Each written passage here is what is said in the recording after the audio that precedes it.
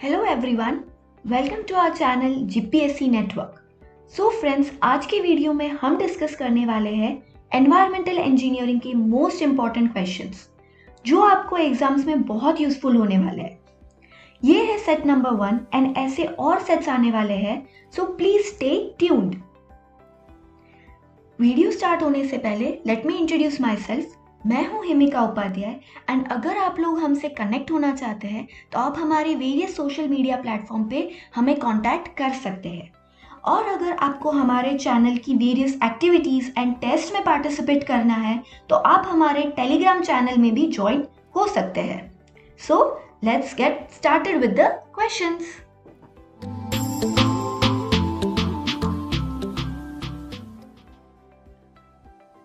मेरा क्वेश्चन है, Freeman formula for estimating the fire demand Q in liters per minute is given by.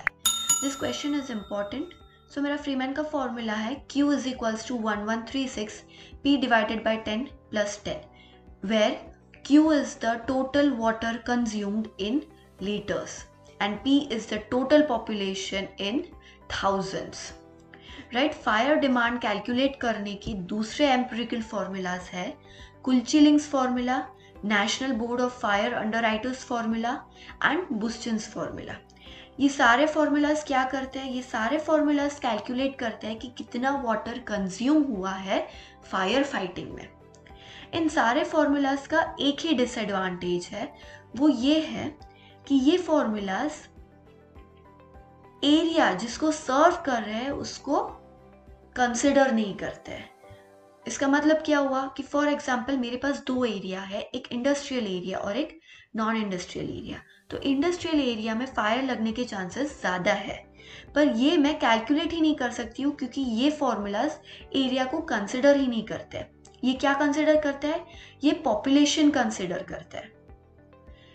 Another important point in this is कि जो total amount of water use होता है ना fire fighting में पूरे साल, वो बहुत कम है, बट जो rate of flow of water है ना वो बहुत ह्यूज है। Okay, so let's proceed to next question. The per capita demand is calculated in litres. अब लीटर्स है मतलब कि I have to calculate the per capita demand of water. तो इसका यूनिट मुझे पता है, वो है LPCD, litre per capita per day. So my answer will be per person per day. Let's see next question. As per Indian standard consumptions, water required per head per day for domestic purpose is. So it is 135 liters. अब ये किसने बताया? ये मुझे बताया है IS 11721963 ने। Right, इस IS कोड के अंदर स्टैंडर्ड वैल्यूज या एवरेज वैल्यूज दी गई है कि जो भी डिमांड्स है मेरे, जैसे इंडस्ट्रियल डिमांड है, एग्रीकल्चर डिमांड है, कमर्शियल डिमांड है, हर एक डिमांड कितना एवरेज वाटर कंज्यूम करता है पर डे पर हेड। सो हर किसी की वैल्यूज जो है ना, ये सारी वैल्यूज इसी IS कोड में मेंशन की गई है। पर डोमेस्टिक के लिए कितनी है? 135 litres. And this question is very very important. ये रिपीटेडली एग्जाम में पूछा गया है डिफरेंट टाइप्स से। सो मेरा नेक्स्ट क्वेश्चन है, the water which is safe for drinking to human health is known as. मेरा फर्स्ट ऑप्शन है हार्ड वाटर। हार्ड वाटर मतलब ऐसा वाटर जिसमें लार्ज अमाउंट में मिनरल्स एंड सॉल्ट्स प्रेजेंट होते हैं। वेरी कॉमन एग्जाम्पल है मेरा sea water. I cannot drink sea water, right?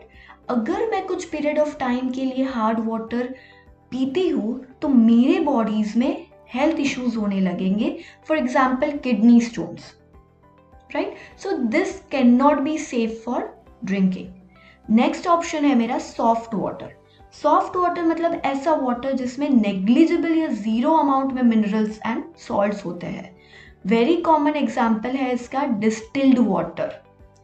I cannot drink distilled water. It is not good for health क्योंकि उसमें कोई मिनरल्स एंड सॉल्ट प्रेजेंट ही नहीं होता है।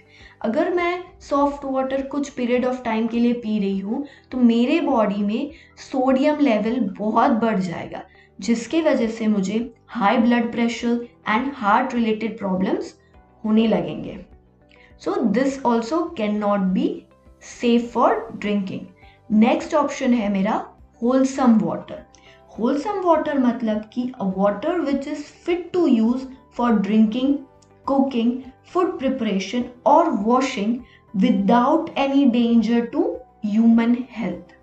So this is my answer.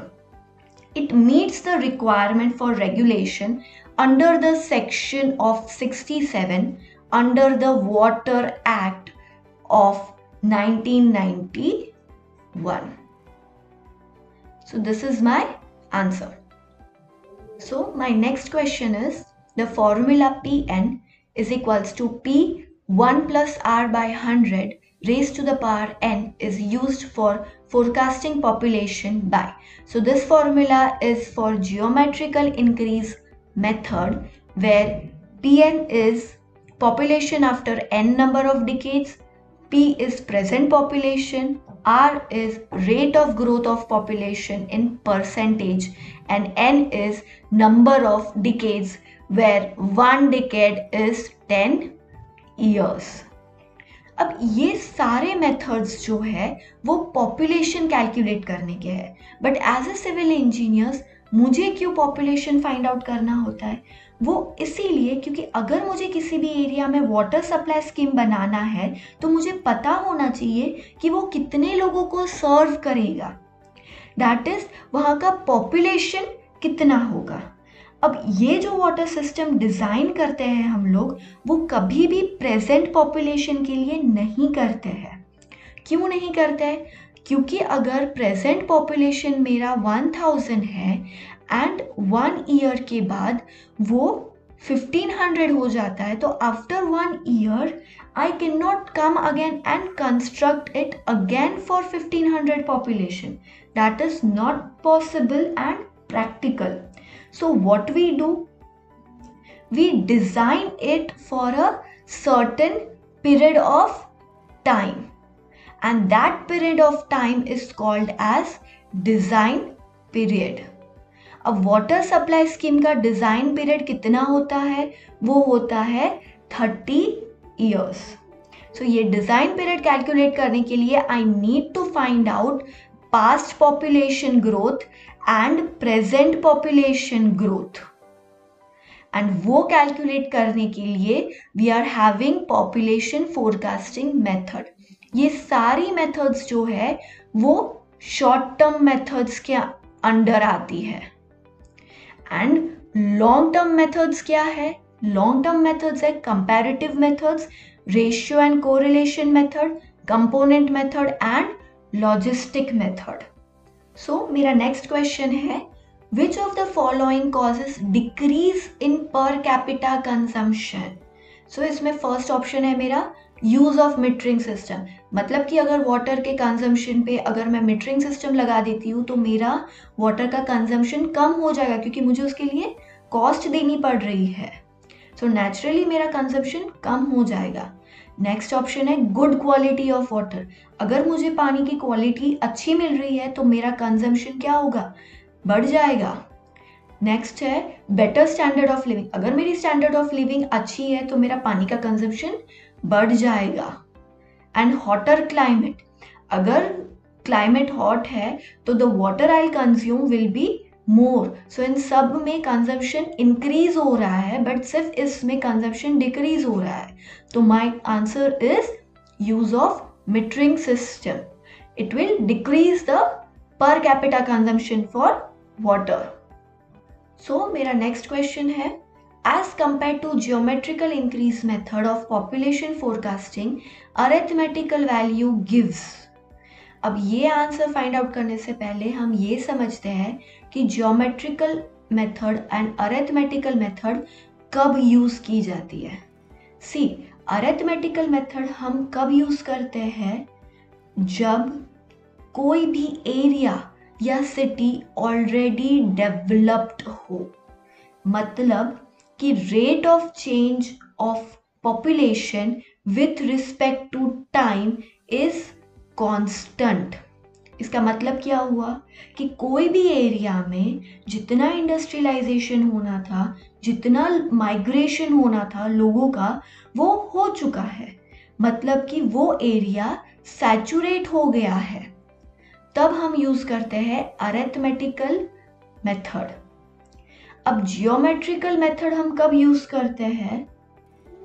ये method तब यूज की जाती है जब भी कोई एरिया या कोई सिटी रैपिडली ग्रो कर रहा है, मतलब कि वहां पे रैपिडली इंडस्ट्रियलाइजेशन हो रहा है, रैपिड माइग्रेशन हो रहा है, तब हम लोग यूज करते हैं geometrical increase method. In short इसका मतलब क्या हुआ कि यहाँ पे पॉपुलेशन की ग्रोथ रैपिडली इंक्रीज हो रही है as compared to arithmetical increase method. तो मुझे मेरे क्वेश्चन का आंसर मिल गया कि अरिथमेटिकल मेथड से जो वैल्यू हम लोग कैलकुलेट करेंगे that will be always lesser than geometrical method. Next question is the ideal population growth curve is called S-shaped curve. This is S-shaped curve which is plotted between population size and time. What happens in this? That the resources available are limited, and hence after certain limit the growth of population becomes constant. It limits itself. This is also called as logistic curve. But whereas in exponential curve, which is also plotted between population size and time, the resources available are unlimited, and hence the population growth is exponential. This is also called as J-shaped curve. So my next question is, the shape of graph of population against time plotted according to arithmetic increase method is. See, we know that in arithmetic increase method dp upon dt is equals to constant. That is, the growth of population with respect to time is constant, मतलब कि it is a linear thing, so it should be a straight line. Next question is, if the average hourly consumption of a city is 10 to the power 5 meter cube, the maximum daily consumption on peak hourly demand will be. See, we know that the rate of demand of water is not same all the time. There are fluctuations in rate of demand. And if average rate of demand is supplied at all the time, it won't be sufficient to meet the fluctuation. That's why it is divided in different variation. First one is seasonal variation, which means that the rate of demand is different in different season. For example, the rate of demand in summer is more than in winters and rainy season. Next is daily variation. Daily variation is that there is a rate of change in the rate of demand from day to day. Like for example, on Sundays the rate of demand is maximum. On festive days the rate of demand is more. Right? So next is hourly variation. This hourly variation is very important as it has wide range. The hour when the rate of demand is highest is called as peak hourly demand. So I have this formula which is maximum daily demand is 1.8 times average daily demand. Another formula I have is maximum hourly demand is 1.5 times average hourly demand. So if I want to write this in the form of daily demand, so I can write it as 1.5 into maximum daily demand upon 24, right? So elaborating the formula, I get 1.5 into 1.8 into average daily demand divided by 24, which comes to be 2.7 times average daily demand. What is this? This is maximum hourly demand. Maximum hourly demand means peak hourly demand. So my answer here is C, 2.7. So this question is, distribution system in water supply is designed based on. It is designed based on coincident draft. Now what is this? It is the maximum daily demand used during firefighting. That is maximum daily demand plus water required during firefighting. This is also called as coincident demand of water. Now see, this demand will always be greater than average daily demand, because this is maximum daily demand plus the demand of water for firefighting. This demand will also be greater than peak hourly demand. So जब हम कभी भी water supply system design करते हैं, we consider the maximum value. So answer is coincident draft.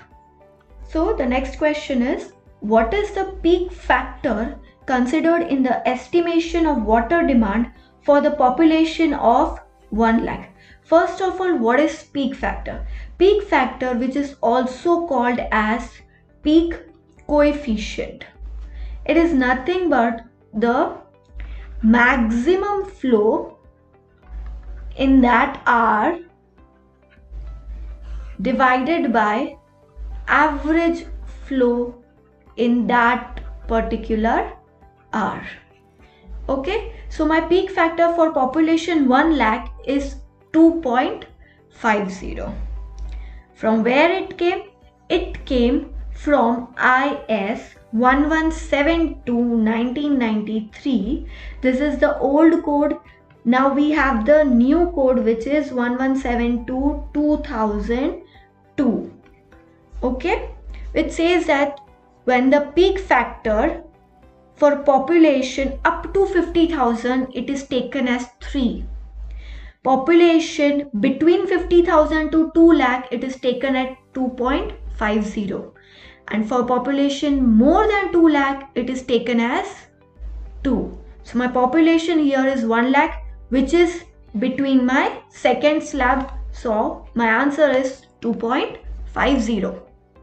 Next question is, based on the cobalt scale, the maximum permissible color for domestic supply is. First of all, color is a physical characteristic of water, and the maximum permissible limit for domestic supply is 20, right? And its unit is Hazen unit, which is denoted by HU. It ranges from 0 to 500. 0 means the color is very clean, like for distilled water, and 500 means the color is very dark and it denotes that it is wastewater. Also, the change of color of water represents that there is turbidity present in the water. And there are so many methods to find out the color. Most commonly, or nowadays, we use platinum cobalt scale. It is useful for measuring color of potable water. And this scale is not applicable, or we do not use it for industrial wastewater. For industrial wastewater, we generally use colorimeters. My question is, the B. coli test is conducted to serve as. The options are a very good indicator of pathogenic bacteria, a very good indicator of acidity, a very good indicator of alkalinity, means of detect turbidity. Pathogenic bacteria means the bacteria which are harmful to your health. Pathogens means the bacteria or the microorganisms which are harmful to the human health. Such are called as pathogens. Now, B. coli test is done to check whether the protozoan parasite name Balantidium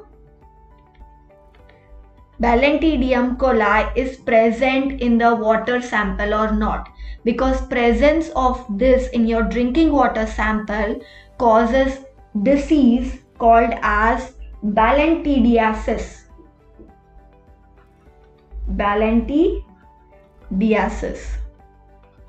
This is a disease, this is an intestinal disease in which you will have diarrhea, vomiting, nausea, dysentery. Okay, so this test is conducted to check whether this pathogen is present in the water sample or not. My question is, drinking water will be safe if its biochemical oxygen demand BOD is nil. Now, what is oxygen demand? BOD, right? BOD का मतलब है कि कितना amount of oxygen consumed हुआ है bye microorganisms when they decompose organic matter present in the water in aerobic condition at specific temperature. Aerobic condition मतलब कि in the presence of oxygen. जो decomposition in the absence of oxygen होता है उसको हम बोलते हैं एनएरोबिक कंडीशन. बीओडी क्या है? Again I am repeating because it's very important concept. कितना अमाउंट ऑफ ऑक्सीजन कंज्यूम्ड हुआ है, किसके द्वारा? माइक्रो ऑर्गेनिजम्स के द्वारा. कब? When they decompose organic matter present in the water. कौन सी कंडीशन में? एरोबिक कंडीशन में at specific temperature. Now BOD का जो लेवल है that should be 1 to 2 ppm in drinking water. जितना कम बीओडी उतना कम ऑर्गेनिक मैटर होगा which is desirable for the drinking water. अगर मेरा बीओडी 100 ppm है, इतना हाई है, इसका मतलब हुआ कि it is very much polluted by organic matter. Also BOD जितना ज्यादा डिजॉल्व ऑक्सीजन उतना कम होगा एंड वाइस वर्सा. अगर डिजॉल्व ऑक्सीजन ज्यादा है इसका मतलब ये हुआ कि बीओडी कम है, मतलब कि ऑर्गेनिक मैटर जो प्रेजेंट है वो कम है. मेरा नेक्स्ट क्वेश्चन है, the maximum permissible limit of fluoride in drinking water should not exceed 1.5 ppm.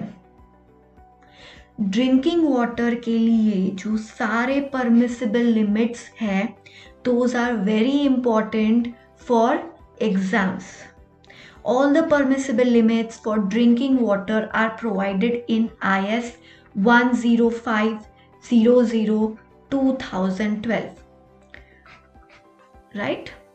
Now coming to fluoride. Fluoride जो है वो naturally present होता है water में, soil में and even foods में भी. It is also synthetically produced to be used in toothpaste and mouthwashes. And most importantly in drinking water. Drinking water में कैसे? For example कोई एरिया है जहाँ पे वाटर सप्लाई हो रहा है, उस वाटर में फ्लोराइड का कंटेंट कम है, तो water authorities and municipal corporation वाले क्या करते हैं? उसमें फ्लोराइड कंटेंट ऐड करते हैं, बढ़ाते हैं. अब ये ऐड करने का बेनिफिट क्या है?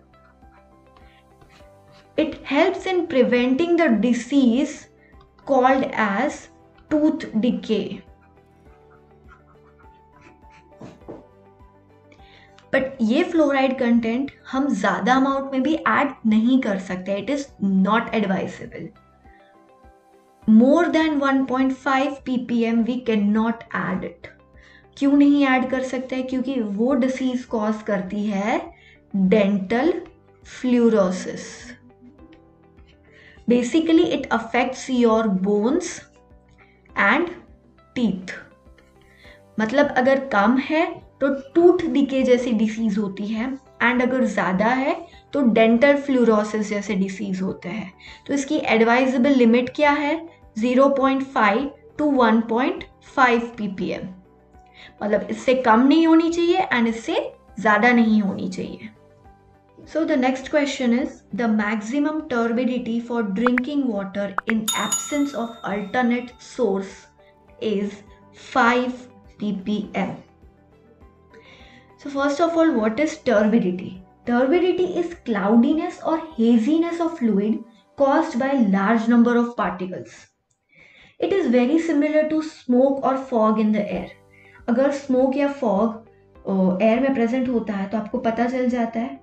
How? By seeing कि air clear नहीं है या वो clean नहीं है, irrespective of what are the particles are present in that smoke or fog. In the same way, अगर water में turbidity present होती है तो you just cannot see through it. Okay? अब water में turbidity का present होना क्या signify करता है? It signifies the suspended sediment in the water. These suspended sediments may have negative impact on the aquatic life of water body. How? For example, there is any water body and there is huge amount of turbidity present. तो जो sunlight है that won't be able to enter inside due to the turbidity present.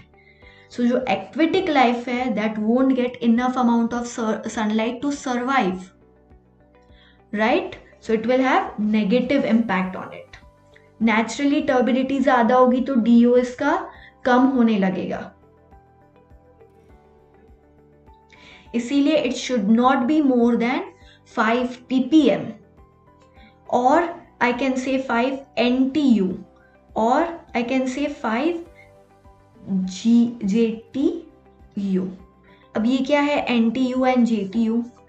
NTU is nephelometric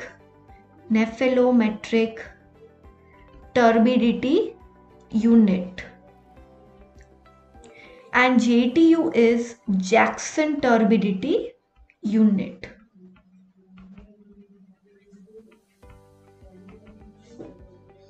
Also it is counted in ppm और mg per liter. अब ये कब use होते हैं?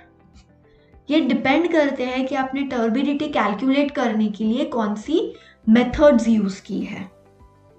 Okay, we use generally turbidity metre.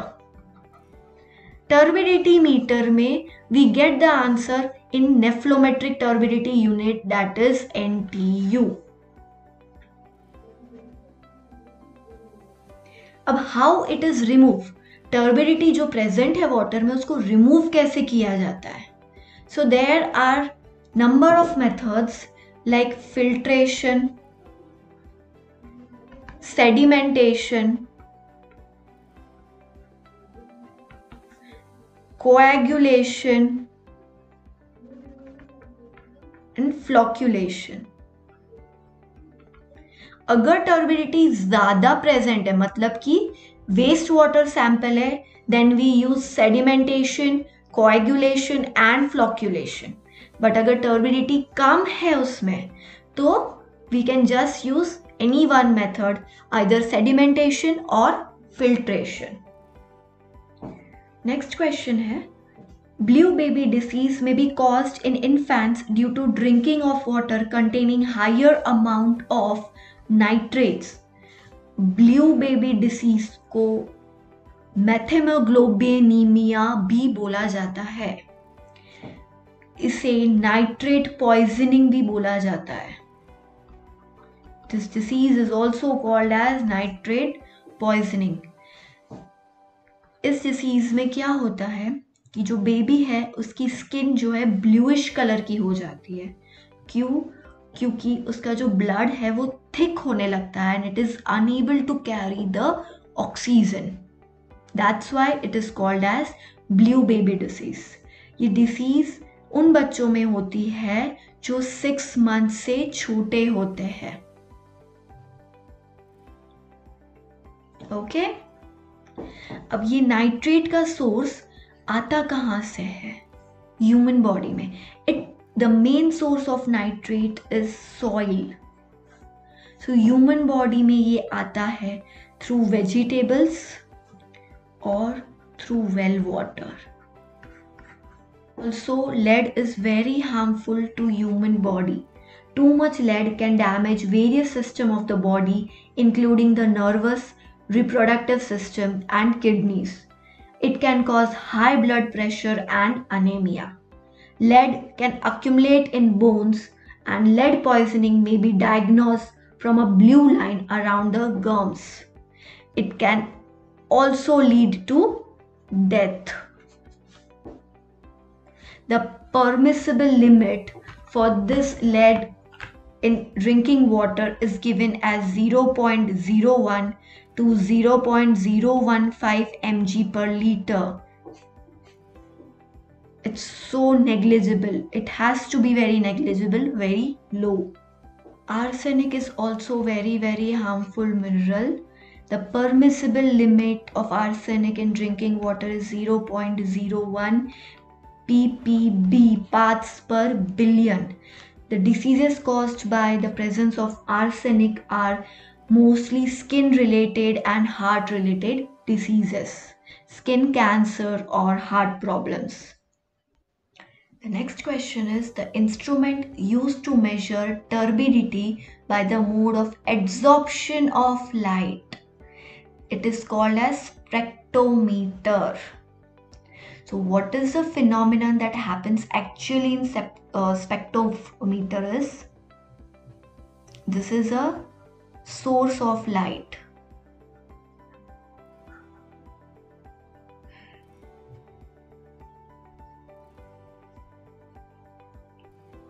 It falls on a lens. This lens converges this light and it falls on a prism. Prism क्या करता है? इसको डिफरेंट वेवलेंथ में डिवाइड कर देता है। ये लाइट को डिफरेंट वेवलेंथ्स में डिवाइड कर देता है। Then this is my sample.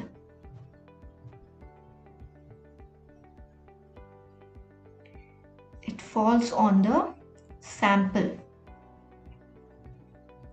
And यहाँ पे सेंसर है, यहाँ पे है डिस्प्ले। ये जो वेवलेंथ है, डिफरेंट वेवलेंथ, ये वाटर सैंपल पे गिनती है जिसमें टर्बिडिटी प्रेजेंट है। सो इसमें से कुछ वेवलेंथ एब्जॉर्ब हो जाती है and some reflects on this sensor and that value is displayed on this display unit and then we get the value of turbidity present in this particular sample. My next question is the threshold odor number for a water sample of 40 ml diluted to standard 200 ml mixture in which the odor is just barely detectable to the sense of smell is. Now, first of all, before doing the calculation, let's see what is threshold odor number. It is a dilution factor. It is a dilution factor at which the odor is detectable. The formula is Vf upon Vi, where Vf is final volume upon initial volume. See in this it is a dilution factor, मतलब कि एक sample है मेरे पास, उसमें मैं कोई और sample डाल रही हूँ so that I can detect the order. So one is the initial volume and another one is the final volume. So let's put the values in this formula. Question में क्या दिया है? Water sample of 40 ml diluted to standard 200 ml mixture. मतलब कि मेरा final volume हो गया है 200 ml और इनिशियल वॉल्यूम मेरा था 40. It was ml, so ml gets cancelled. This comes to be 5. So dilution factor or threshold number comes to be 5. Easy. There are some tests conducted by some organization where they have come to the conclusion that most of the people can smell somewhere around 5 ppm, which is the smell of the ammonia or peppermint. Interesting, right? Next question is, the water having pH 9 will have hydroxyl ion concentration equal to. Hydroxyl ion is also called as hydroxide ions, that is OH negative. So I have this formula for pH is equals to minus logarithmic of H plus ions. I can write it as hydrogen ion concentration is equals to 10 to the power minus pH, right? Which is equal to 10 to the power minus 9. pH value is given 9. But I know that concentration of hydrogen ions and hydroxide ions makes this. So putting the value,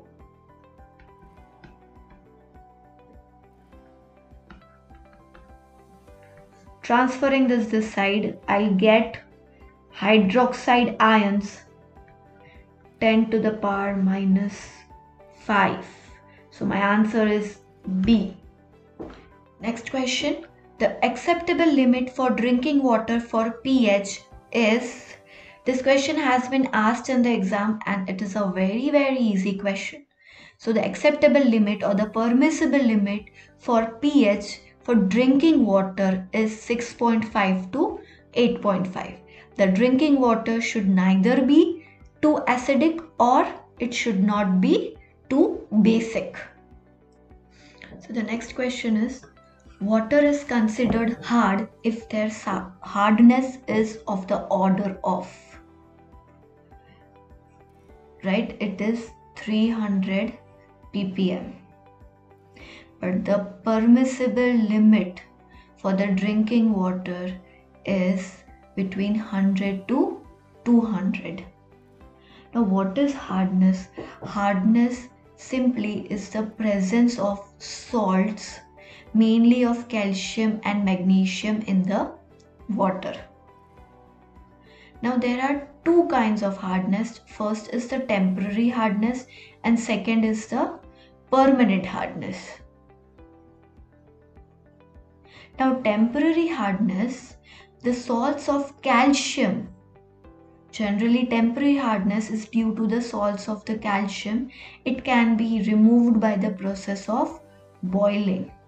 But to remove the permanent hardness, you need to use chemical methods such as lime soda method, zeolite method.